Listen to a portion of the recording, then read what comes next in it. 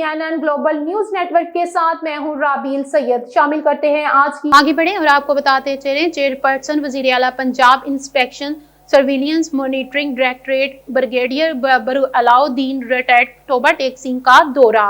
D P او captain retired بلال افتخار کیانی کی زیر صدارت کرائم میٹنگ کا انعقاد۔ میٹنگ میں تمام ایس ڈی پی اوز اور ایس ایچ اوز کی شرکت۔ ڈی پی او نے کرائم چیٹ کا تفصیلی جائزہ لیتے ہوئے انسداد جرائم کے حوالے سے اہم ہدایات جاری کی۔ رمضان المبارک کے حوالے سے مؤثر سیکیورٹی پلان تشکیل دیے جائیں گے۔